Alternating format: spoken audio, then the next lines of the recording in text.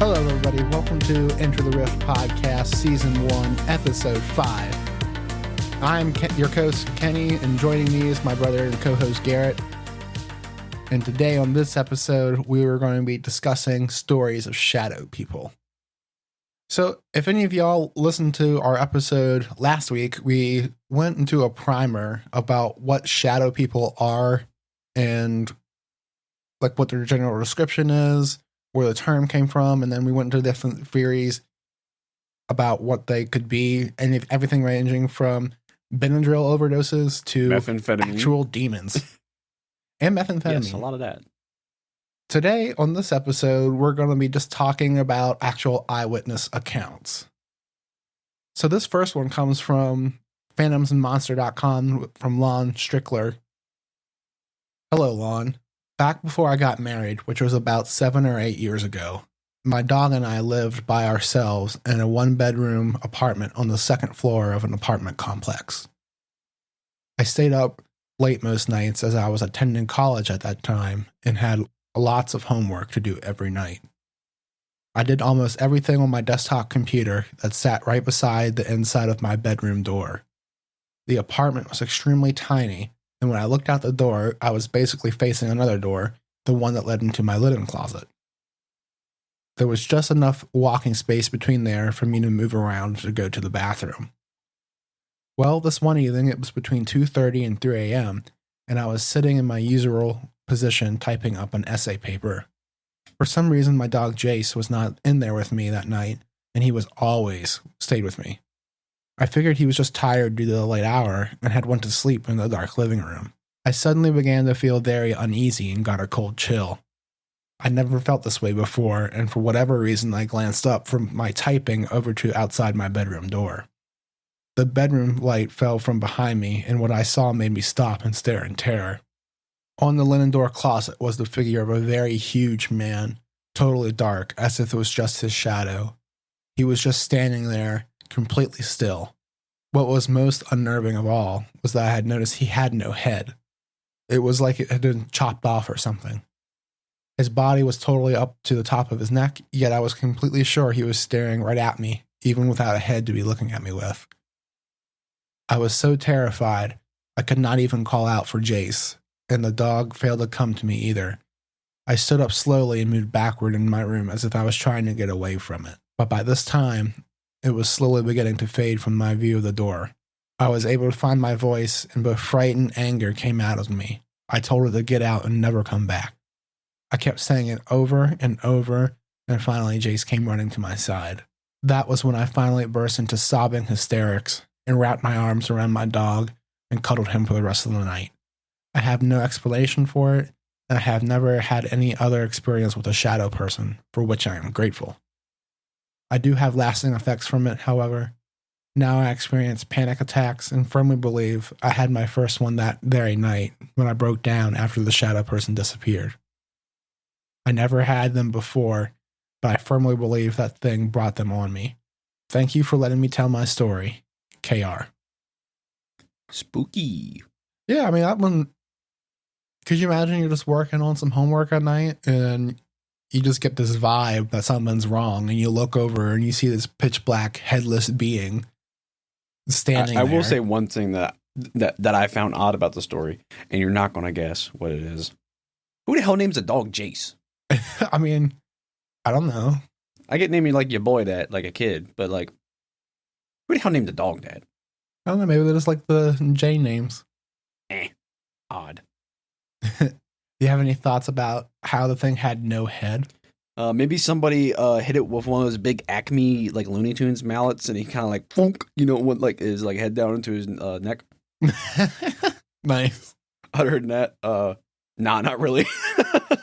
All right, let's moving on. This is another story, also from Phantoms and Monsters. This one took place in New Zealand. I am working in Teanau for the week. It's early Tuesday morning. I haven't slept well, and my shoulder still hurts. I hear what I think is the door to my room opening. I think in my head, what the hell does my workmate want this early? I remember feeling annoyed because I thought my workmate was invading my space too early in the morning.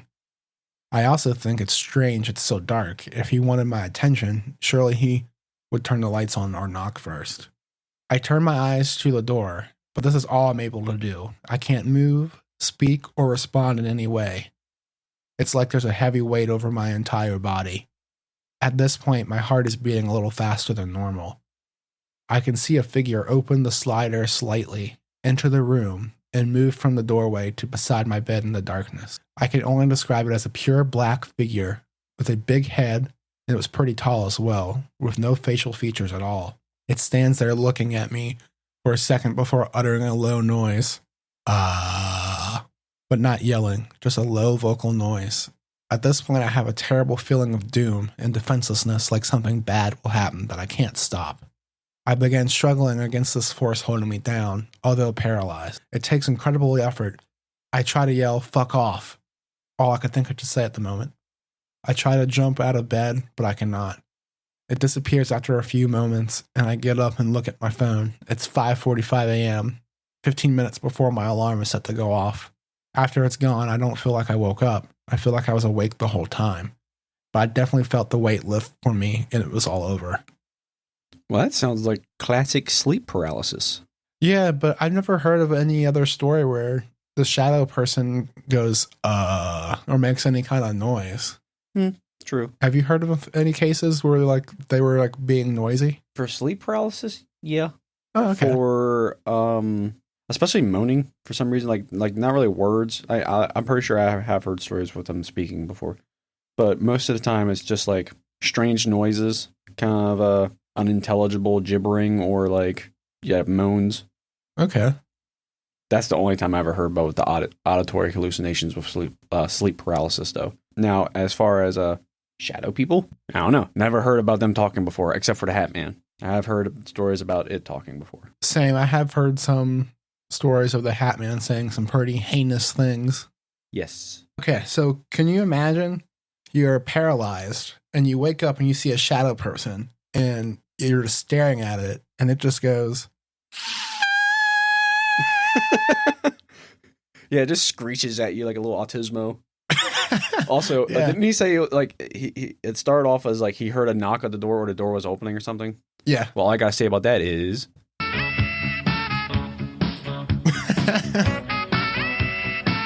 And that leads to the high-pitched screeching. That's when it walks in. Shadow person. He's over there. Yep. Who could that be now? And then it's just... But still, that would be so scary, though. Even if it was doing the high-pitched, weird scream. If something came in, hey, you're laying there, you're chilling. This freaking shadowy figure walks in and then squeals at you like a freaking 6-year-old in a Call of Duty lobby. I mean, that throw me off. Yeah, I'd be scared, but I'd also just be like, "What the fuck?" I feel like the confusion would add to the fear. Oh, it probably would. That it's is that just my tinnitus or is that thing squealing at me? Por qué no dos? Moving on. Jumping over to Mysterious Universe. Here's another story of a shadow person. One night, I stayed up kind of late and decided it was finally time for bed. I took my shower, got ready, and turned on my nightly podcast and hopped into bed. It better been Enter the Rift. I'm going to be pissed if it wasn't. I feel like something is watching me. I look up towards the window and I see a large black figure standing there. I'd say somewhere between 6 to 6.5 feet tall. He was completely black and I couldn't see his face, just a dark, shadowy figure. I had a sudden feeling of fear and utter terror. I turned my head away from the window, covered my face, and attempted to forget about it. I hardly slept that night. The next night, I walked over to my window and checked to see if I could see the figure again. I didn't see anything, so I turned off the lights and tried to sleep again. Within minutes of me putting my head onto my pillow, I felt like I was being watched again. I peeked up over my covers and saw the same figure standing at my glass door and looking at me. This time I stared back at him for a little bit before getting scared and covering my face again. He had a pretty fair build, wasn't too big but also wasn't too skinny, just fair. Again, he had no face and was looking at me. This kept happening for the next few nights. Each time he appeared closer to me. The next he was at my screen door, then at the foot of my bed, then in the middle of my room, and finally looking over me beside my bed. I felt so heavy and fearful. I felt as if I was being pushed into my bed, I could move and all, but I just couldn't shake the heavy feeling. I started to get irritated and yelled out, "Be gone! I don't want you here." I then prayed over and over until I finally fell asleep. The next night he wasn't there. I have exactly zero idea what it was, and that's probably one of the most strangest things I've seen in this house. So there is a story that I haven't really heard where like the thing like starts out outside and then it gets close to the window and then it gets close to the screen door and then it's inside the room and then it's like looking over them. I almost feel like if they didn't pay more attention to it, maybe it wouldn't have been able to come inside. Now, hear me out. What if it's just a crackhead covered in axle grease? What if that's why it looked like just inky blackness? It's because it's literally just a crackhead strung out. You've been running through the train yard, got all greased up, and he's just been, I don't know, just peeping on you. Just checking you out. Well, wouldn't you be able to make out some facial features? I don't know. It was just some random meth head? Maybe he's wearing one of those shiesty masks, like a little, like a little hood rat. Oh my God. We got hood rat shadow people. They pair well with the trailer park shadow people. Yes. Except they just get pissed off and flick cigarette butts at you. They don't have red eyes. They're just chain smoking. The red eyes are just misidentified cigarette butts. Oh yes, that's not a UFO. That is not an unidentified flying object. That is a unidentified cigarette. Now we'll be going and looking at the book Darkness Walks: The Shadow People Among Us by Jason Offutt. So this book is entirely devoted to shadow people and includes numerous eyewitness accounts, and it speaks about like even the metaphysics of shadow people. It's a good book. I recommend it, and I'll link it down in the show notes below. So going into that book, Anne Williams of Sydney, Australia, was roused at 3 a.m. one day in 2005 by something in her room. It was not friendly. One early morning, I felt so strongly that there was a presence sitting next to my left as my bed was right in the corner of the wall, Anne said. I felt as though I was blocked, like something was standing over me or wanted to scare me. She didn't understand what she saw. As I opened my eyes to see what the hell it was, there stood on my left side of the bed a black, cloaked, hooded figure, she said. The thing leaned over me, its face gray and snowy like a TV screen when it's all fuzzy. Its eyes were black and sunken in the snowy face. I screamed and instantly I was pinned to the bed. The only body part I could move was my neck. Everything else was locked to the bed. Anne lay on her back trying to scream as the figure leaned into her. I felt that it shoved its arm down my neck and was choking me, as though nothing came out of my mouth. She said like no noise. I could not even hear myself scream, but I was. Tears ran down her face, soaking her pillow as she tried to scream but couldn't. I was trying to get up, which I could not. It felt like it was trying to scare me to death. Then the cloaked figure's attack grew worse. After a while, all these horrible things are happening. I got more strength in myself, she said. The figure decided to scare me more. It half went inside me and was cold like ice. As it went in me, I felt so sick. That's when Anne got angry. I started to get pissed off as this piece of shit was trying to hurt me, she said. So I thought, that's it, I'm going to pray to God. She lay there, still pinned to the bed, choking, crying, and trying to scream. I really felt like I was going to have a heart attack as this thing was so powerful. I had the strength in my soul to pray to God and ask for it to leave me alone. Then she opened her eyes to look into the snowy, cloaked face of her attacker. I said angrily in my soul, "Leave me alone, whatever you are. Leave me alone, you are not welcome to be in my body." Anne said, "It's mine. You don't belong here." Finally, the cloaked shadow man let her go. I got all up in a sweat and I was like I saw a ghost. I felt victimized and felt no one could help me, she said. Well, I know that God helped me. Anne still doesn't understand exactly what happened. Her mother told her it was the spirit of a rapist. I don't know what it was, but I feel that it was evil and wanted to kill me, Anne said. I wonder why this happened to me. It's all a mystery.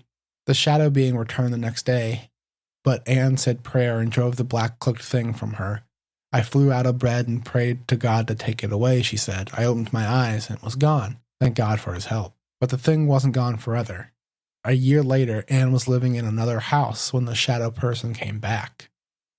Again, it was early in the morning, she said.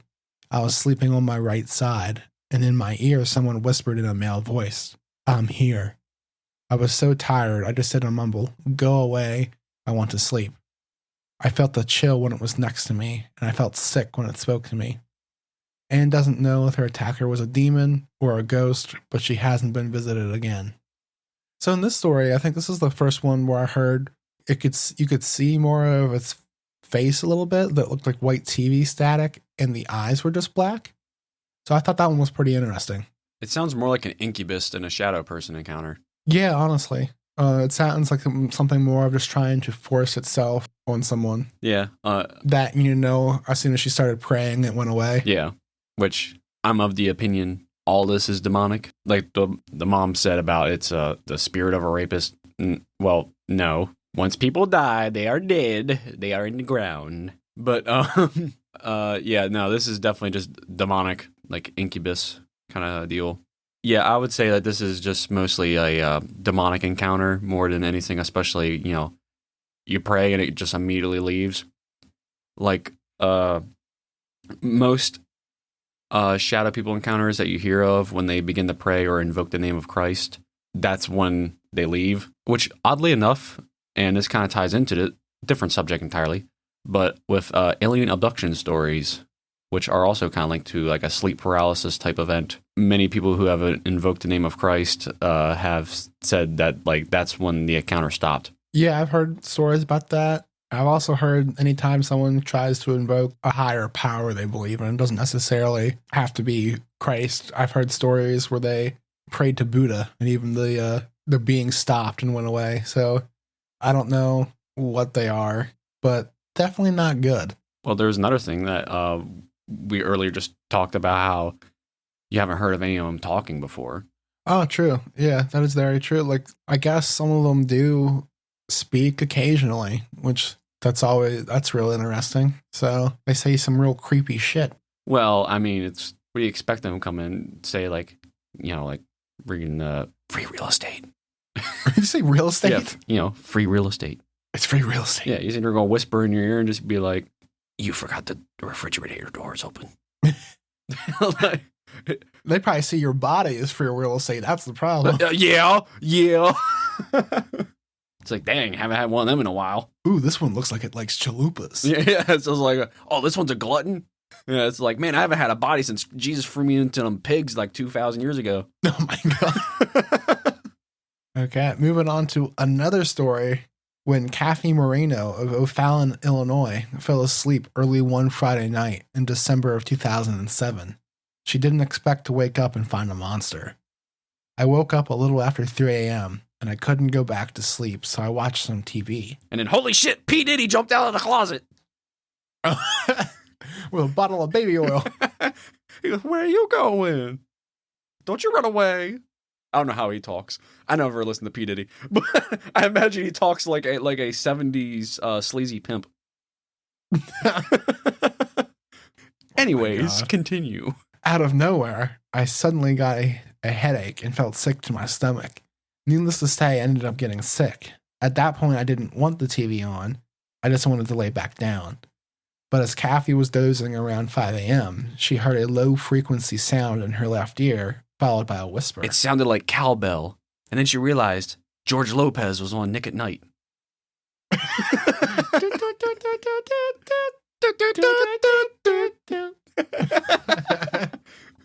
It was a loud whisper, which almost sounded like a different language. She said, I opened my eyes to see this shadow figure hovering over me. As soon as she saw it, the shadow began slamming into her. Every time it hit, it was like a ringing sound in my ears. She said my body went into some kind of convulsion, which really freaked me out, but it only lasted a few seconds. She tried to scream, but no sound came out. I mean, I tried hard to scream, she said, but it was like it took my voice. I finally just said, "Leave me alone," even though there was no sound coming out. The attack ended just as quickly as it had begun, and Kathy could speak again. I tested out my voice, and sure enough, it was back, she said. One thing about the shadow attacker stood out for Kathy. Unlike most descriptions of shadow people, this shadow was a woman. I felt like this entity was a female, she said. The voice I heard was a female, but the shadow was androgynistic, like it didn't have a sex to it. Kathy has since tried to find an explanation for her attack. I never had any kind of paranormal experience before, she said. I can't say that I believe it, but never really thought I'd ever experiencing anything like this, let alone this magnitude. One possible explanation for her experience is sleep paralysis, but Kathy quickly dismissed this possibility. I know that sleep paralysis is something that many people would think happened, she said. All I can say to those is, unless you have actually been attacked in this way, I wouldn't chalk other people's experience up to that. Having experienced this, I know that I was attacked by something. These shadow entities, Kathy believes, feed off fear. That's one reason her attack ended so soon after it began. From the moment I was attacked, I don't believe there was any moment that I was really scared. I was more shocked and remember thinking, what the hell is happening? But I'm not a fearful person in general. I can definitely see how fear can create an energy for those things to feed off. To keep her attacker at bay, Kathy has taken to lighting a white unscented candle and saying Psalm 91, "He that dwelleth in the secret place of the Most High shall abide under the shadow of the Almighty," before sleep. You just never know, she said. So I think this story is pretty interesting in that the shadow person was described as being like a woman. Sounds like old hag syndrome. Almost. Like identical. Except for that's usually like a strangulation and a shortness of breath situation. Yeah, not like something that's slamming somebody. Yeah, like you're just freaking cranking Quiet Riot, bang your head, or just freaking going at it, freaking. But yeah, so this one, most shadow people, they're depicted as male, and this one was a woman, so that's a little interesting. And like it was like slamming her, and every time she got hit, her ears were ringing. That's interesting. Like it was actually like hitting her head or something. Yeah, hit her with the old ear clap. And then bam, tinnitus. Yeah.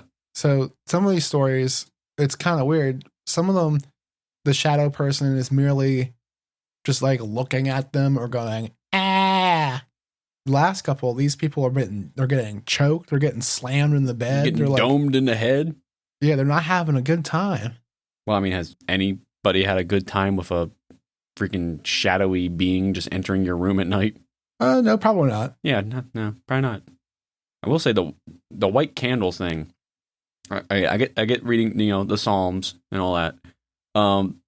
Never heard of white candle. That's I don't know. That must be a Catholic thing or like a Hispanic. Like sounds almost like Santeria. So or some kind of Catholicism thing. I'll have to look into that one. That's something I never heard about. What's it do with the white candle? Well, a lot of people, like as soon as there's a light, they go away. Or they don't come into the light. So I mean, if you have a light there, that helps keep them at bay. Also, usually Comfort. People associate with the color white with protection or purity or light. So that could just provide a sense of comfort. Yeah. Or if you believe it has any kind of actual like potential magical effect, like that would be beneficial for keeping an evil thing away. Yeah. There's something familiar about the whole white candle. I can't place my finger on it. As far as there's so much overlap with candles and different occult practices that it's just like I don't even know anymore. It's been a long time since I looked into any of that kind of stuff. Yeah, they definitely have their places in different things, and yeah. Plus, I mean, I just think they look cool. Yeah, candlelight is a vibe. Yeah, it's totally a vibe. You get all cozy after getting brutally bitch slapped by a ghost. Nothing makes me want to snuggle up with my hoodie blanket and my squishmallow more than getting pimp slapped by a shadow being. And every time you get pimp slapped, you get another big old dose of tinnitus and just go womp, womp, womp. Insert squealing noise sound effect. So this encounter with a shadow person occurred after a Don Sevier of Sparta, Tennessee had surgery. So Dawn has experienced shadow people often, but none as terrifying as the things she encountered while recovering from surgery. I had just been released from the hospital and was heavily medicated, she said. I'd had a bad experience in the hospital. Suddenly I couldn't tolerate morphine and it was arresting my breathing. I had one of those experiences where you disconnect from your body and watch everything that's going on. Dawn was staying with a friend because she couldn't be alone. During the first night at her friend's house, she saw herself leave her body. I was sleeping and I found myself standing next to myself, watching myself sleep. As I stood there, I could sense that someone was standing off to my left, behind me, but I couldn't turn and look. I was blocked from turning. I could turn to my right, and when I did, the wall began vibrating faster and faster. Suddenly, a shadow person walked to the wall. It was uncloaked, and its appearance was like looking at black oil, Don said. Its body was muscular. Its head was large, no hair, and its eyes were black and red. Holy shit, it's a greased up, baby oil covered Ronnie Coleman. Lightweight, baby! He comes in there and starts beating the shit out of her. Just beating the brakes off her with a freaking Olympic barbell. Oh my God. Dawn stood next to her body and watched the creature. The entity had almond-shaped eyes, a small nose, and small mouth set in an oval-shaped Okay, that's definitely not head. Ronnie Coleman. But the main feature was its veins. It had red blood veins, like humans have blue ones, running all over its muscular structure, she said. It stood about 7 feet tall, and it couldn't see me at all. She stood staring at the creature when she realized it was looking at something specific. It was looking at her body. I noticed it was looking at me laying in bed, she said. I suddenly felt like fighting and looked down at its feet, only it had no feet. Its legs faded to black and red mist, and as I saw this, I had an urge to jump into my body that was sleeping. As this urge swept through her, the human qualities of the shadow man dissipated into a cloud of black and red mist. The mist rose above her body, forming a column, and began wrapping itself around her feet and ankles, snaking its way up the length of her body. Suddenly, I found myself throwing covers off myself and screaming, "No," Don said. I demanded that this thing leave me alone. I told it that it couldn't touch me.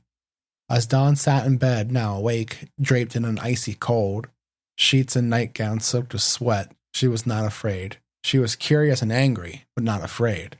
I felt anger as its attempt to invade my space.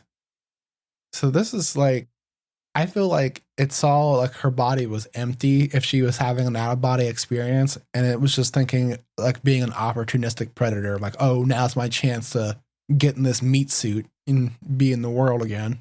Yeah, I mean, so she just left the hospital. She was on morphine, what it was? Yeah. Yep. Which there's many stories of people coming off of morphine and having hallucinations. For example, our granddad, when he was in the hospital, hallucinating on morphine, seeing like shadow dogs on the ceiling barking. Yeah, particularly high doses can have different kinds of effects. But the main one, which you even said, was with any opioid is respiratory depression. So it makes you like you can't really breathe. Oh, true. And I imagine if most of the time hallucinations only come from allergic reactions, adverse calls directly after taking, morphine, for example. But like she's already been out of the hospital. She's laying down. Like she's, more than likely been a few hours since she's been released. Yeah, so that any morphine she would have received probably in the hospital well should have been worn system. off. Yeah. Well, not out of her system, but like well worn off. Correct. Sounds like I don't know. I want to say a curious case of the Ronnie Coleman body invaders. Yes. He shall become a reoccurring character throughout the pod. Not really. Yeah, I would say this is, I don't know, maybe like just a general. It's weird. I never heard of shadow people with like any real detail to them. So this is like a weird hodgepodge. I would say, again, reoccurring theme here. Demonic. But the whole wispy appearance makes me say like maybe it was a djinn. Yeah, which is just demon. But kind of sounds like a little bit like a Nephilim kind of situation, like unclean spirit. Definitely not good. Yeah, no. Yeah, definitely not good. No, not at all. Maybe it was just a dude like taking a big old fat rip off a crack pipe, and he was all like veined out. Just climbed through the window. She was tripping, so on the morphine, so. She thought he came through the wall. He busted through the screen door, but But these things happen. Yeah, crackhead breaks in, all greased up, looking like Ronnie Coleman. Just happens. Just the usual. It's just a Tuesday night. Yeah, big jacked almond-eyed crackhead. The almond-shaped eyes reminds me of like Greys and stuff. They're said to have big black almond-shaped almond-shaped eyes. I don't know. Maybe it was just like a biracial Asian black man on crack. Oh my god. With like some red lightning tattoos or something. Red lightning tattoos. He just took one big hit off the the fent pen and wandered into the wrong house. These things happen. It's a common mistake. Anybody could do it. Oh my gosh.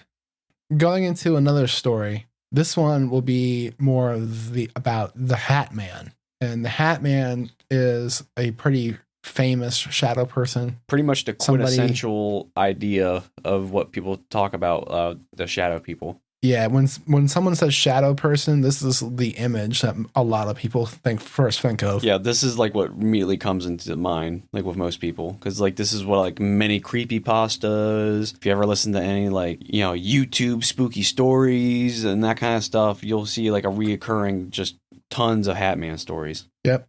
Yes, this is another story that comes back from Phantoms and Monsters, run by the legendary Lon Strickler.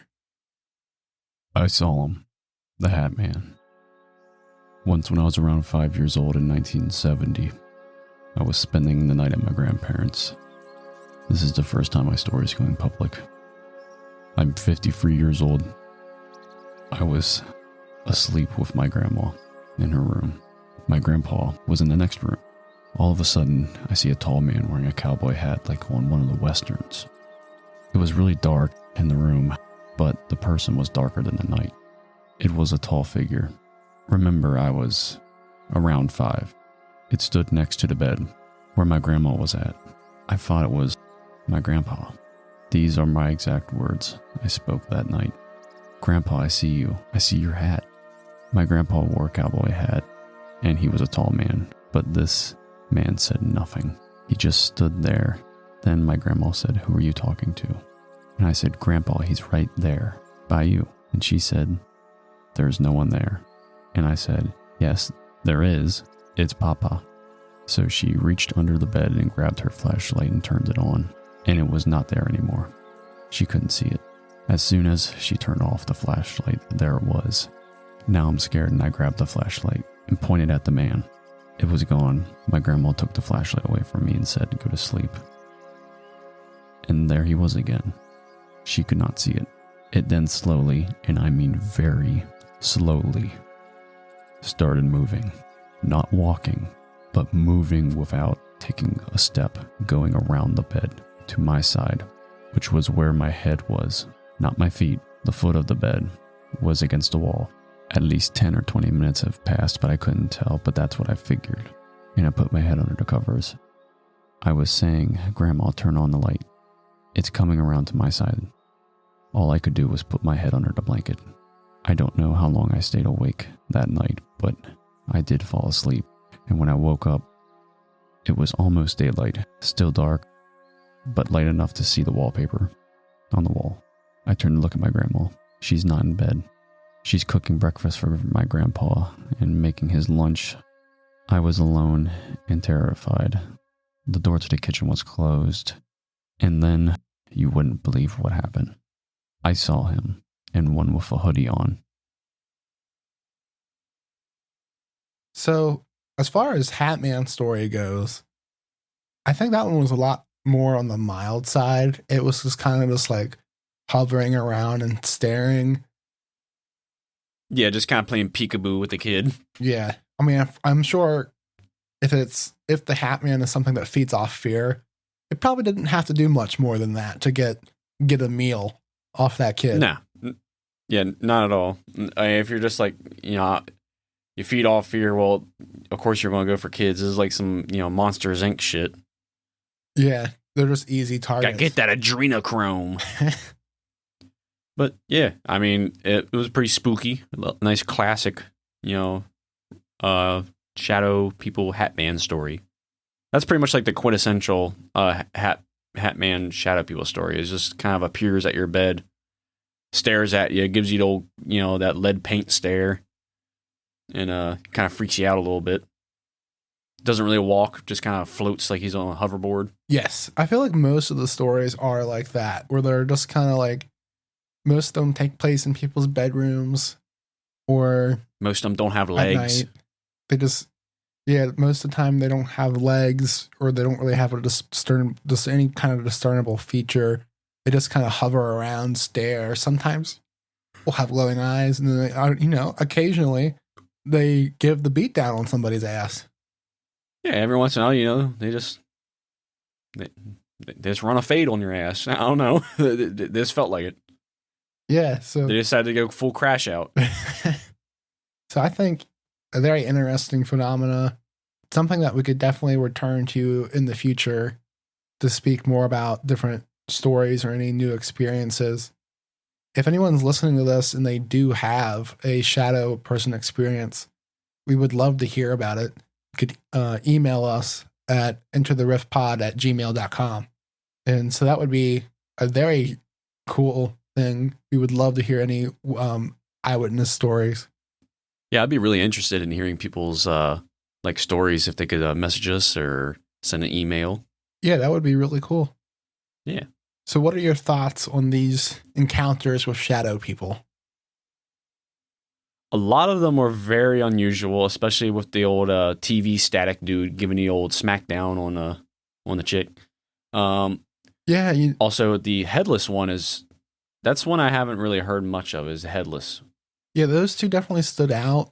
I feel like the one with the TV static face with the black eyes, that's very much atypical from the normal shadow people phenomena. Yeah, that's a pretty unique one. That's almost not even a shadow person. I know, it's like it's right on the line of being like its own thing almost. I feel like it's definitely more of an incubus encounter because it seemed to try to feed off of her like directly and violated her, like maybe not in a quintessential like what we would call a sexual way, but maybe in a spiritual kind of way. Oh yeah, for sure. I mean, it was trying to like choke her and everything. Yeah, so I mean, definitely just a spiritual predator. The other ones were a little bit more not the most unusual ones I've heard with shadow people, but definitely different. Yeah, I thought they were very interesting.